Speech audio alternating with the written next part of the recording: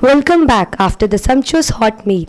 Now I would like to introduce our next speaker for the day, Mr. Sachin Surve, Head Operations Benchmark IT Solutions. Sir, may I have your permission to begin, please? Thank you, sir.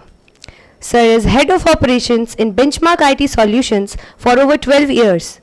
He is a technology and business visionary with outstanding expert in strategic planning and program management. Sir has been involved with creating a highly committed and high performance team across technologies like Java, .NET, iOS and Android testing, setting up and continuously improve software development and quality process, managing key custom accounts as account manager and manage large offshore development teams, managing and looking over the human resource development and helping them out through various ways. With this, I request sir to kindly address the batch. Why do you think you need to understand what your organization does? Yeah?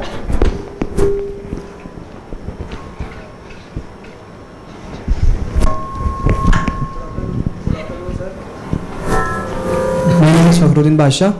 Sir, understand the output of your organization is very needful because if you get the output, you can analyze the what is the where is the need of correction from there. So the working can run smoothly. What kind of working? Sir, if we take the example on the basis of HR work, sir, if there is some activity happens in the organization that employees are unhappy for that activity, so some output come from there that this activity is affects the employer's mind. So HR can take take any action or correction for that activity, so the works going on smoothly. Okay. Partially you're right, I would say, but that's not the main course what I'm targeting. But yeah, partially you're right. Thank you, sir. Yeah.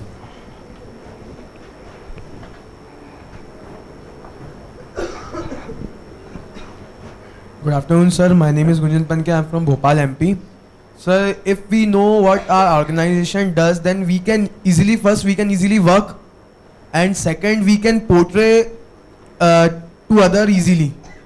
Like if HR knows knows that what his company do, so he can portray the student easily.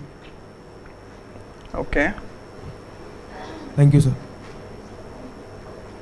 Yeah. My name is Vinit. Organization mainly depends on the profit and loss of the company, sir. So that we can understand the company is in the profit or loss by the operation will be more on that. Okay.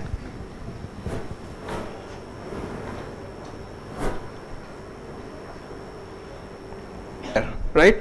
So you need to understand what is the output that we are giving. Okay, it's an AC that we are giving. Okay, or in terms of IT industry, okay, it's a software that we are delivering. So and why it's necessary to understand that's because you need to understand each and every aspect of the product that you are delivering.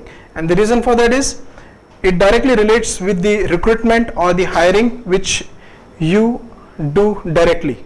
Okay, since HR is going to be associated with the human resource, human recruitment, okay, getting in the workforce for creating that output, you really need to understand what and how exactly your company does, okay, to bring that output to the market or to the customers.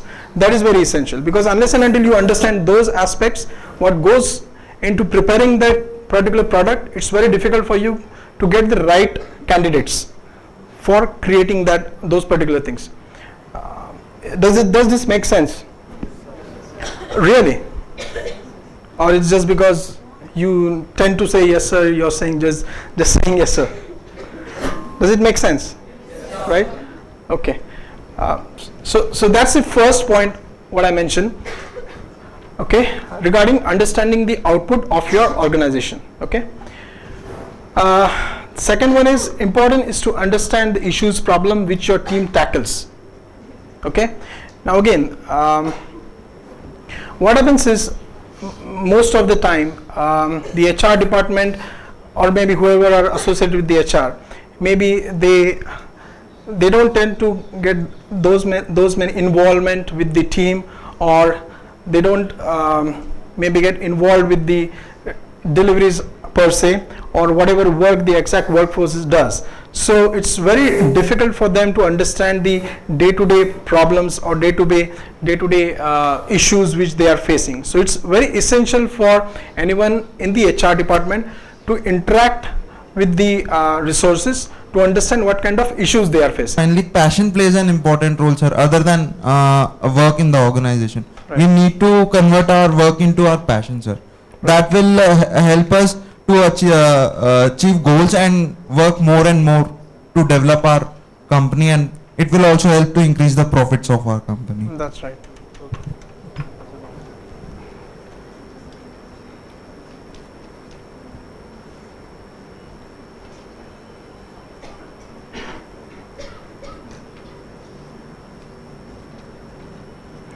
So the point which he mentioned was understand the skills, right? Point which he mentioned is issues. Issues meaning if means it definitely happens that even if you work in any big organization, any big MNCs, you definitely tend to have some or the other problems or issues with your company, right? So if HR is interacting with the employees, with the resources, then they might directly give you the idea of what problems they are facing, okay, or what issues they are having. In other words, what would happen is you might get some insights that okay, the workforce out there, they are facing this kind of problems, okay, we need to do something on that, we need to come up with some solutions so that the overall impact would be on the output of the company, I would say, okay. And okay, because expense is, I would say the proportion of expense is very less, because if you compare the idle time, if so 180 into 1 hour that you will spend, that's the idle time which will be wasted, right? It will be gone, the idle time that you have. So that's the important point, maybe from the management point you can say, okay, for any company. But similarly for them, from the management perspective as well, even though okay, that's the idle time which is spending, okay, the important point what we can get from these kind of events is the talent. Okay, now when I say talent, that because from these events we can understand, okay, there are few people who are very good at maybe leadership skills, because from these events we can identify people who are having leadership skills. That's the team leads. That's the most important point, I would say, because nowadays the challenge that we are facing in our company is we don't have right candidates who can lead people, who have those leadership skills. So that's the biggest challenge that we are facing. So from these events maybe we might get these kind of things, okay, from management perspective. From employee perspective, yes, it's good for them because stress is released, okay, stress is released from them. So that's the most important point from the employees perspective, okay. So all point that I just want to explain over here is when you are organizing any events or activities, you need to consider it from both the ends. I mean you are in the middle, you need to consider the management aspect of the company, right, the overall aspect, and then you also need to consider the resources who work for you, the workforce. So you need to consider both the things, and then maybe come to a solution where your idle time is less, right? So from 1 hour maybe you can cut it down to something below that, or whatever you decide, okay, based on your workforce. And then your employees are also happy, so that okay, they are releasing their stress and they are again energetic, they can go back to the work with the same energy. Understood? So is this making sense? Really? So what did you get out of this? Tell me. What did you get out of this point? Can anyone summarize this for me?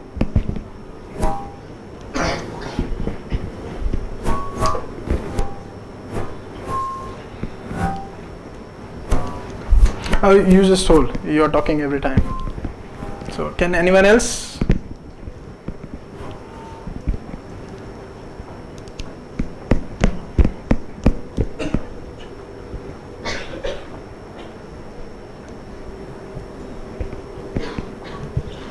Sir, this type of event can be done, should be done, because I want to say that it can transparent between, it can show the transparency between management and employee, and like you can employee can show their talents, and they can free their stress, and easily they can work. So it can be profitable for both employer as well as management. Okay. All right. Okay, I guess you must have got the summary from what I explained to you. The only reason why I told someone to explain is, now this is again I'm repeating second time, the one thing which I told you at the beginning.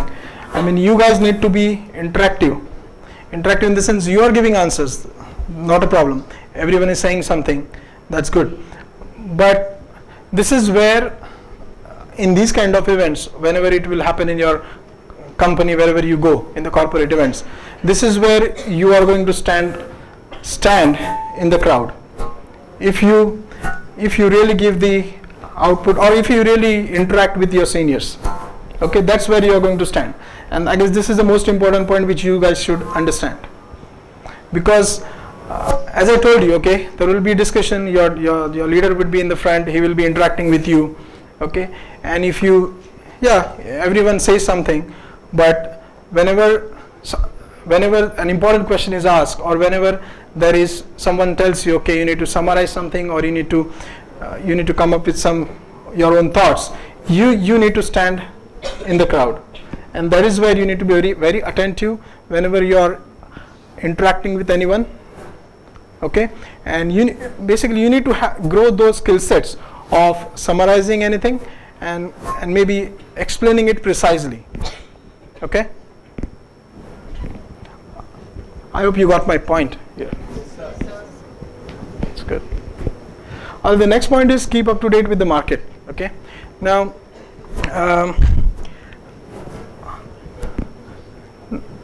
now you may think that, okay, since it's an HR, why means, and I'm talking this specific to the IT industry, I would say, because I deal with this, I work with the software industry, but I hope it might be applicable to other industries as well. But when I say keep up to date with the market, means since you're in HR, as I mentioned, you are going to recruit people, right? You need to know the technology.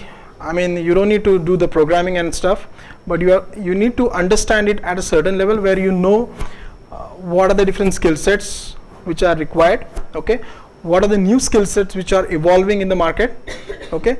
What are the new skill sets which our customers need, okay? So that's the reason you need to keep up to date with the market, because nowadays in the IT industry, what's happening is after every maybe a month or so, there is something new technology that comes in, something new is evolving, and we need to adapt to that.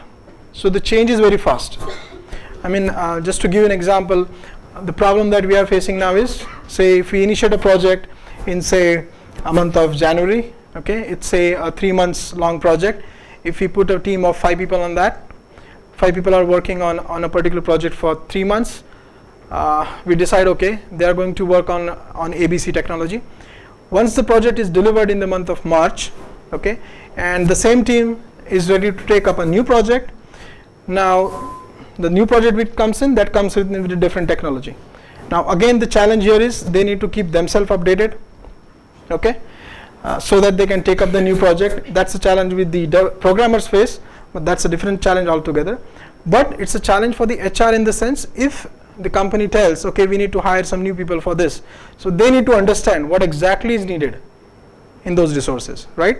Because that's a total new thing which we are going to hire. So that's the reason, if you are dealing with recruitments, you need to understand what exactly is needed and what's there in the market as well. What kind of resources you have in the market. Have you got this point? Okay. All right. Cost-effective resource. Now this is a very basic thing. For example, for any company, having cost-effective resources is the biggest challenge, I would say. But that's the important point as well, because the overall profitability of the company depends on the resources which work on the project that they have. Okay, so it's an important point, I would say, to consider. Okay, the next point what we have is the balance bridge. Okay, now as I gave you the example. Okay, so for any company, I guess the HR is the person who interacts with the management and with the employees as well. Okay, so if there are any conflicts, of interest within the resources or the employees that are working, if there are any problems within the team as well. So for example, you have a team, you have a project manager, you have a team lead, you have a programmers. If there are conflicts between them, then as well the HR needs to play a role of bridging the gap between them.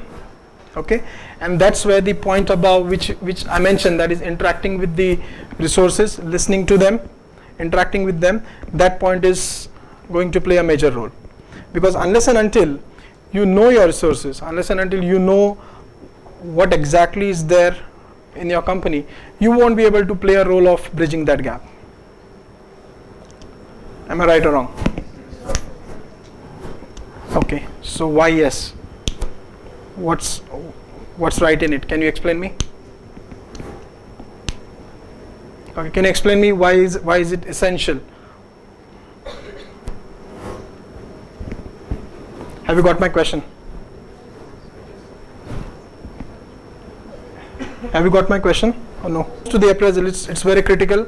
It's what I would say, it's very personal as well for the employees, because the hike that they would get, that directly relates with the aspire which they have to grow in their career as well, because it's directly related with the financial stuffs of the candidate. Okay, so of course it's a very hard discussion that usually happens, and there is no thumb rule. Okay, you do this, then that will go smooth. You do this thing, it will go smooth. It depends on your experience. So whenever you will get exposure to this kind of task where you're doing those kind of negotiations with, when you get the job as an HR, when you're negotiating with your employees, you would get it from your experiences, because every employee is a different, every interaction that you have with them is a different. Okay, but here is something that you would face a challenge. Okay, second thing, value add. Okay, that was another good point which someone mentioned, that is whenever you are maybe I would say promoting, as he mentioned, okay, he did something value added thing for the company, that's the reason he got promoted 10 years earlier, right?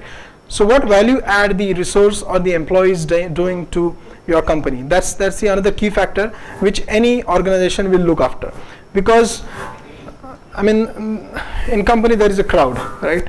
So you need to stand in that crowd, you need to show what kind of value addition you can do to the company apart from your job, right? Mostly nowadays what happens is, I mean we in our company we usually hire trainees which are right away college pass out.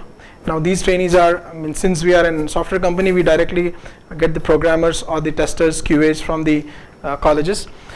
Now 70% of the time, 70-80% of the time, what we have observed is most of these guys, they are just maybe what I would say, they just focus on what is assigned to them and what they are supposed to do. And I guess that's where the value addition is going down. You also need to think of what additionally you can do, what additional stuff you can take, okay, so that you can add more value to your organization, because that's where the management is looking after you, that's what the HR is also looking after you. Okay, so as an HR you need to consider value addition. What kind of value addition is your employee doing to your company, to your organization, when you're doing the performance analysis? Okay, because performance analysis is not only for the job they have done in the past 1 year, it's also about what additional value they are doing, or what value do you see in that employee for next 1 year. It's not only about past 1 year, it's also about what value or where do you see that employee to be in next 1 year. Okay, because that's where you are going to give him the additional bonus, what I would say, in terms of salary, right? Is this point clear to you? Right? Okay. Next one is the compensation and the benefits. Now this is very subjective, I would say. and it may change from company to company and resource to resource as well. But if you go in any company, this is the most this is second most debating point, what I would say, which the employees always have with their HRs or with their management as well, whatever they're getting compensated for or whatever extra benefits they have. For example, even if you have say small companies, means the company that we are just 150 people employees company, right? So say we have a small cafeteria where we have the vending machine, CCD vending machine and those stuff. So earlier we don't used to have it, right? Then the employee used to complain that okay, we don't even have a place where we can get some tea or coffee, right, whenever they need. Now okay, that comprises of a benefit that we give to the employees, right?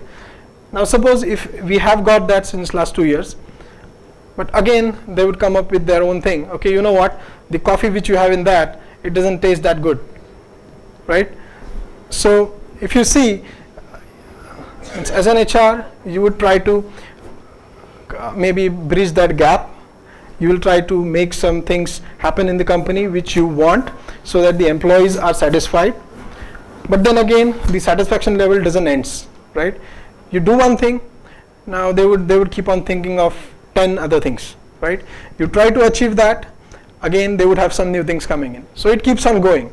So this might be another crucial factor for you, right? Am I right or wrong? Yes, right? So do you experience that here as well?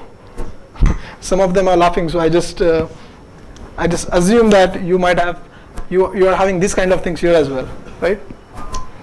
No, but that's the truth. Means that's how it happens. Because if we get one thing, it's a human tendency, I would say.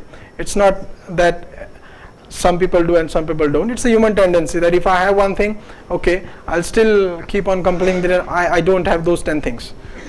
But that's the important point, and that's going to be the most debating point when you're dealing with your resources. Okay. The last is retention. Now, I mean, all the companies these days are really facing challenges and trying very hard to retain their employees, because every year whenever the appraisals happens, there are other companies who are maybe ready to pick you up just for giving you some more salary hike, and the attrition level is very high for all the companies. It's very difficult to retain the employees. Okay. Now here the lesson what you can get is, depending on in which organization. So if you are into an HR, if you are into an organization, depending on the surroundings of your organization, right, what kind of resources you have at your disposal, what kind of financial challenges your organization has, and what kind of resources you have, you need to take a call there and there. So again, here there is no specific thumb rule that if you do these 5-10 things, then okay, your employees will get retained. If you do these things, your employee will maybe keep on changing. So there is no specific rule as such for that. Okay. But again, this is a major challenge, I would say, okay, for retention of the employees. Now it's not only for the experienced guys, okay, for that matter, because as I mentioned, we usually take freshers as well from the colleges. So the trend which is happening these days, okay, I mean, you are still into your college, right? So you are still here into your first year of your management. The problem that we see is, now we have been hiring these freshers from right away from the colleges since last 5 to 6 years now. Okay, 6 years back, okay, the trend was good. The students were okay, they were college pass out, they were very happy to get a job right from the college. They used to come to our company, we used to train them for 2 months, then they used to get onto the job, okay, and they used to stay there for 2 years, and then they used to fly away. Okay, so that's fine, it's understood. But slowly the trend is changing. Now what is happening is, now when we get the college pass out, okay, they come, maybe they get trained for 2 months, but say after 5 months or 6 months they get another job and they just leave. Okay, Now this is becoming a major challenge for the HRs, because you really work very hard as an HR to first of all get those employees, okay, get those freshers from the colleges. You go to different colleges, you interview them, you hire them. That's a hell lot of work going behind that, right? So you get those guys into your company, you train them for 2 months, right? And after 2 months, they get onto the job. So they do the job for a few months, and once they get a good, I would say, experience within just 4-5 months, then they just think of hopping the job. So as an HR, what can you do? There is very little what you can do, frankly speaking. But this is a rising challenge, and a change that we have seen. The change that we have seen in last 5 to 6 years.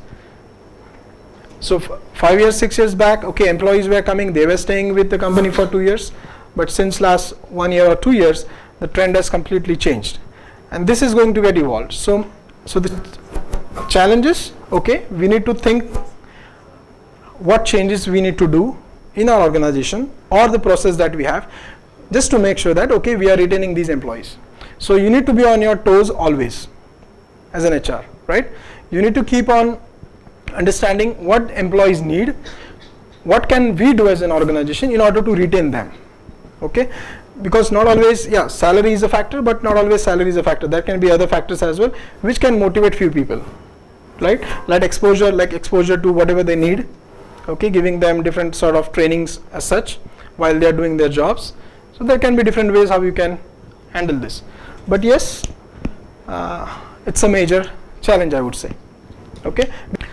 Okay, then we have in challenges, corporate ethics is what I explained you. Second is the events, interpersonal issues, and identifying the right candidates, okay?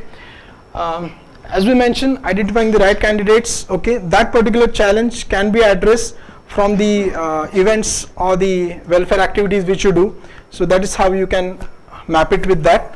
You can identify the right candidates through those kind of things, also with the interactions which you have with them, okay? All right, because see, as I told you earlier, I just found couple of people here who are more interactive, right? So that's how you can identify right resources. You can identify right people who are more interactive, or who are maybe at least showing the eagerness to learn things, okay? It may be right, it may be wrong, that doesn't matter, okay? Then interpersonal issues is something, a major problem again with the execution, because what happens is, it may be you are at the same ladder, right? But if you are a junior working on a project, what happens is after 1 year, your colleague gets promoted, maybe to a next ladder. Maybe if he's a junior engineer, he gets promoted to a senior engineer. Again, there the interpersonal issues start, right, between you and within the team. Okay, so there can be different layers to this as well. Okay. Last is the delegation. So as a leader, yes, you need to delegate things. You cannot do everything on your own. You need to understand how those things can be delegated, or who is the right person to delegate it. Okay, it's not that everything can be delegated again. So you should not delegate each and everything. You should yourself do few things as well. Now it's very crucial to decide which are the things which you are supposed to do on your own, on which things can be delegated to your team. So that's the crucial point where you need to take the decisions. Okay. Okay, then we had some operational challenges as well. I mean, some of these points I have already covered in the earlier discussion I had. Okay, this is just a slide for your information. Okay. All right. Last slide regarding the customers. I'll just take 2 minutes for this. So first is understanding your customers, get involved with them. Okay. So it's very important to understand your customer. It's not that don't treat him like a customer. Okay, he's just coming and he will just go once his job is done. Maybe try to get involved with him. Try to build a relationship with them, because you never know. Even if he's there just for a small job, he might be a point from where you might get some bigger contracts as well, because it's a relation that you build with him. He might speak some good about you, about your organization, to 10 different people, from where you may get the references as well. So that's the important point to take a note of. Try to build a relationship with the customers. Try to get involved with them. Okay. Second point would be understand their pain areas and what they need. I guess this is missing almost missing, I would say, from whatever I have, the interaction which I did with my customers. Okay, they always say that there is no one to understand what they need and what their pain areas are. So that's the important and crucial point for the customers, as customer point of view I'm saying. So you need to understand what they need and what their pain areas are, so that you can overcome those things by giving services to them in an appropriate manner. Okay, you need to understand why exactly they are here, what they need, okay, and how they need the job to be done. Okay, so two things as far as customers: get involved, build a relationship.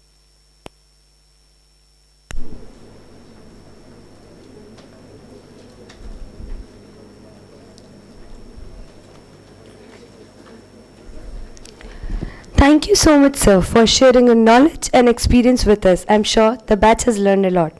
With this, we take a short break.